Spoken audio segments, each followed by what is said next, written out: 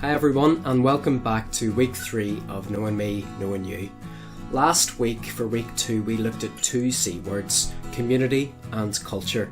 And if you remember, community we said were the groups of people around us at school, or maybe to do with where we live, or to do with the things that we believe. And culture were the identity of these groups, the ways of life of these groups of people.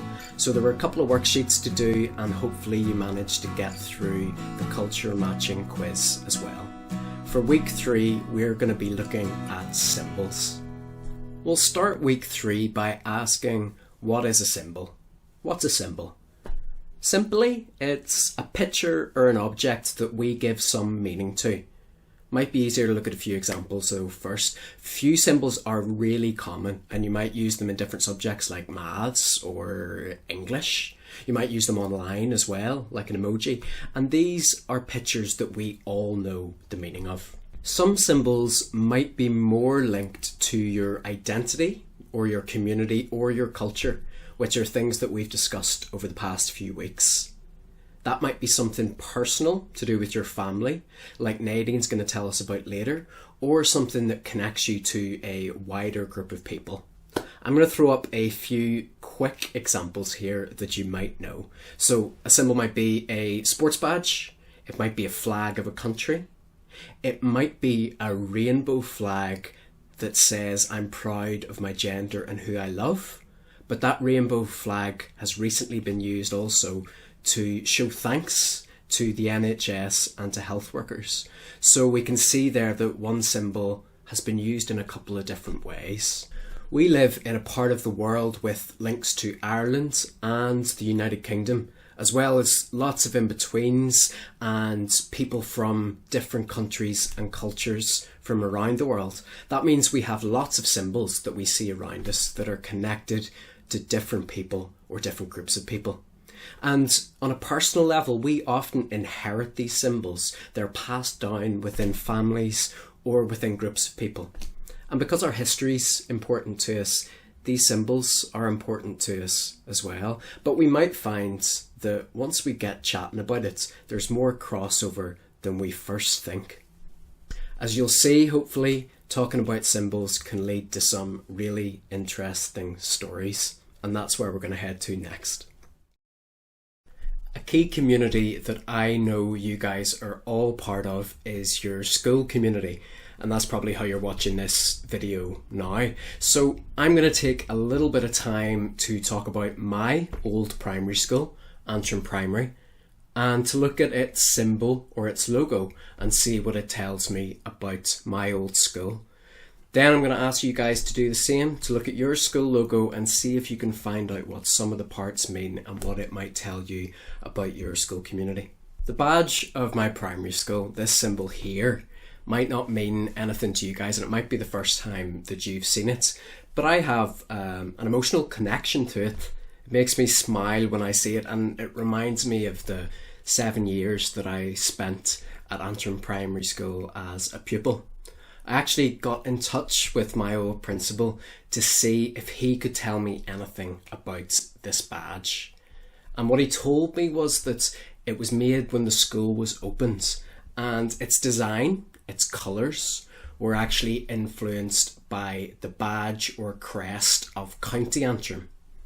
The school thought about changing the logo a few years ago for its 50th anniversary, but most felt that this logo was an important part of the history of the school. And that's what we mentioned earlier, that these symbols can link us to our history. So here I have a not very well coloured in version of my old primary school logo. And you can see that's a red lion there with a kind of gold shield around the background. Now this red lion is often called a rampart lion, and it's a symbol of strength often associated with Christianity. So it's seen around Europe in different designs, in Belgium and in Finland, but the colours here, that red and that gold, are linked to County Antrim and to Scotland going way back as well. So there's another 3 designs here at the top, and they're actually all linked to location of the school. So there's a couple there that are linked to Antrim town, and that is the Round Tower, which has lots of stories associated with it in Antrim, and Antrim Castle, which burned down about 100 years ago, most of it did anyway. The third one here is a kind of hand with the palm out, and you might have seen it in red in some other places, and it's often called the Red Hand of Ulster. So I'm wondering where that hand came from. We're going to actually be looking at the Red Hand of Ulster in another couple of situations later on in this video, so just to introduce that now. So a school logo is a really simple way that we can start to look at symbols. The same type of colours on a school logo might be used in our uniform. And you know what teachers always say when you go out of school? A uniform and the colours used is a really simple way to say and see who is in your school really quickly. And in that way, symbols can kind of bring a community together. Also, it might leave a few people out if they weren't in the right uniform too. Also, some symbols are used at prize givings or on cups like this one from my primary school. But this week, I'm going to ask you guys to spend a little bit of time, number one, drawing your own school logo, and then number two, finding out what some of its different parts mean. And I'm sure you can ask your teacher or your principal for some help with that. I'm now going to cut over to my interview with Nadine and Jared, and they're going to tell us some stories about symbols that are important to them. Right, hi folks, thanks for joining us today. How are you doing? Very well. Good, Gareth, yeah, thanks for inviting us here. Not at all. So I wanted to get your help in discussing symbols with the guys in their classes. So I just told them that symbols are an image that represents something or like stand in for part of your identity. But I just want to give you a wee chance to introduce yourself first. So over here we have Jared. Just give a wee wave. Yeah, so hi everybody, I'm Jared. I'm from North Belfast, very proud to be, and I work alongside Gareth and Nadine at Chris. And then we have Nadine, who you've met before if you've watched week one. Hiya folks, I'm back again, this time to talk a wee bit about symbols, which is really exciting. Brilliant. So I just told the guys about different types of symbols. So we can have maybe like a logo for something or a flag or say a banner that you'd see at like a sports team, those type of things that we might like associate with our identity. And I'm going to give you a chance just to share some symbols that might be important to you in a wee second. But firstly, Nadine, we'll come to you first, sure. Why do you think discussing symbols is important? Why are we doing it? I think it's really important, Gareth, because symbols really relate back to what we were talking about with our identity, and they can be really easy ways for people to explain how they feel or to explain something that's a really important part of them.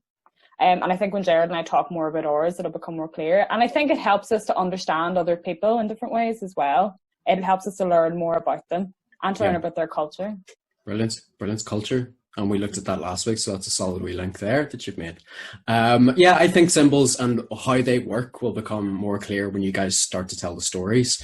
But that's a really good point to start off with. Jared, do you have any thoughts on that?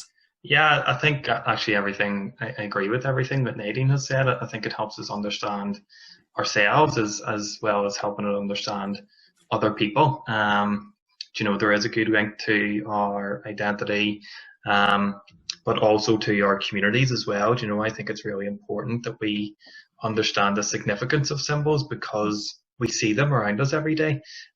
So wherever you live, you're going to see different symbols around you. We can see symbols on murals, things that people wear, even shops and stuff, there are symbols that everyone will recognize. So I think it's important that we understand the part that they play in our lives, as well as them representing us and giving us a feeling of pride or who we are or where we're from, and stuff like that. So, I think it's important on an individual level, but also on a community level. Brilliant. So it's tying into what we've been discussing for the past couple of weeks in these sessions. What I'm excited to see is the way in which we give some of these symbols meaning, and I'm really excited to hear from both of you, see what you've picked, and then hear some of the stories behind it, hopefully as well. Nadine, we're going over to you for some symbols story sharing. There's a lot of S's there. Sorry. But it's a lot of S's, that's okay. So I actually have two to share, Gareth. Brilliant. And they're both a bit different because one is an actual symbol that you might see, like Jared was saying earlier, in around your community. And the other is one that's more general but means a lot to me. Okay. If that makes sense. So my first personal symbol is this little lamb. Okay. So it's a little toy lamb. Let's hold it up a wee bit higher there. There you go. You can all see. So it's just a little toy. And it's green and it's a lucky one. It actually has the harp on it. And I got it in holidays when I think I was around, must have been a really, really young, maybe around 2, and actually gave it to my granny as a present. And we'd forgotten about it years later, and my granny passed away earlier this year. Okay. And I got to keep this from her house. So now this makes me think of her. And it's my symbol to remind me of her. Brilliant. So that was a present that you gave to your granny? Mm-hmm. Yeah. Well, that's lovely. That's lovely. So that's something that's just really important to you on a personal level. It's, you know, in some senses, it's a lamb, it's a little toy, it's a lovely little present, but it has meaning for you and connects you to your granny. It connects me to her, yeah, and it symbolises kind of my love for her and remembering her now. It's my way of remembering her now that she's not here. Brilliant stuff. Thanks, Nadine. What's the other one that you have? My other one's quite interesting, and if the boys and girls remember from my identity collage, they might connect in with this one. The boys might remember that I said I was from County Tyrone in my first one, and a big part of my identity when we were in County Tyrone and symbols down there is the GAA team. So I have my Tyrone GAA top on today, representing. Brilliant. And actually, if you can see there, this is the symbol for Tyrone GAA, which is the red hand on a white background with Tyrone in Irish, Con McGill O'Neill around the side. So yeah, this is the symbol of the Tyrone GAA team. So Nadine, that pink top you got on there, it's a sports top, is it? You said GAA. I've never actually played GAA, so I was wondering if you'd be able to tell us a wee bit about that. Oh yeah, of course I can, Gareth. So GAA stands for, it's called Gaelic, the Gaelic Athletics Association. Okay. And you can play two types really, there's football and there's hurling. In my family, the big one would have been football. My family love Gaelic football. It's mainly an Irish sport that played across nearly all the counties in Ireland have a different team. And because that, every county has a symbol. So Tyrone's is the red hand, which is after the O'Neill's clan. So that's why it actually says Connacht O'Neill underneath it. And the O'Neills were the clansmen of Ulster, so that's why they took the red hand as theirs. And it's quite important to me because my dad's a really big Gaelic fan, and growing up it was a really big thing every year that we all looked forward to. We would have went to matches and he would have supported them a lot, and still would every year. Yeah. Did you ever play, Ned? I played for a bit in school, yeah. Okay. But then just mainly for fun. I wasn't always the best Gaelic player. But still, that's really important to you in terms of like where you're from, where you grew up, County Tyrone, obviously. It's huge, yeah. And then it links you to your family as well. So you talked a bit about your dad being a major supporter.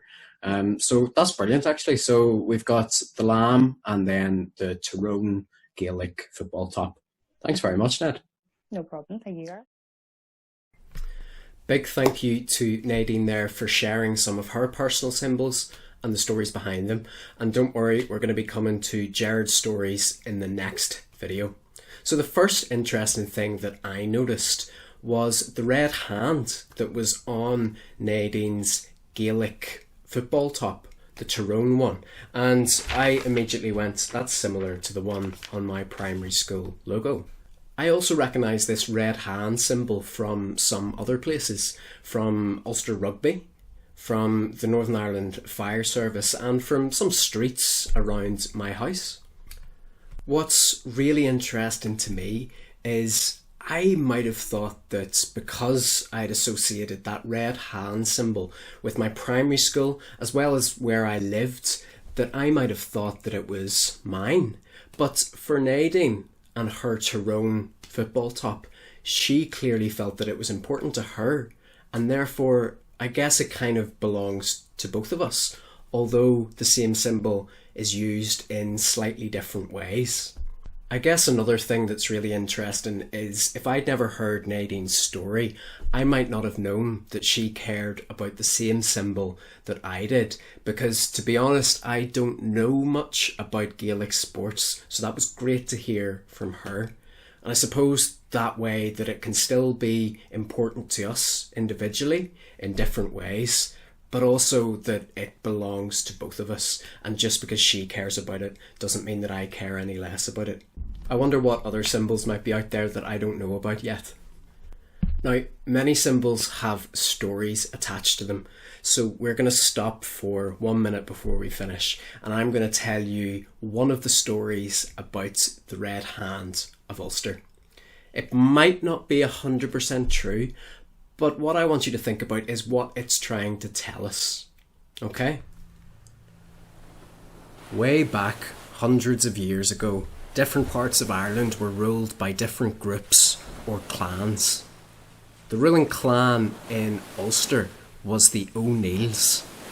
And one day, the father of the O'Neill clan was out at sea, and he said to his 2 sons, "The first one of you to reach the shore, to touch the land, will rule Ulster in the future." So these 2 sons started on a race, knowing that if they came first, they would have the wealth and power that came with it. One of them, falling behind, thought, "I'm going to lose this." So he took drastic action, cut off his hand and threw it onto the shore, thereby beating his brother and ruling Ulster. Some story, eh? So that's us for part 1 of week 3 of Knowing Me, Knowing You. So this week we explored symbols and how we give them their different meanings. We looked at my old school badge and some of the different elements that are part of it, and I asked you to look at your own school symbol to see if you can find out anything interesting there. Then Nadine shared a couple of symbols that were important to her, and then we actually found a little bit of crossover between my primary school badge and her Tyrone GAA top. Next week we're going to allow Gerard to share a bit of his personal symbol story, and we're also going to think about how symbols can make us feel different emotions, make us feel proud or like we belong, or a little bit uncomfortable as well.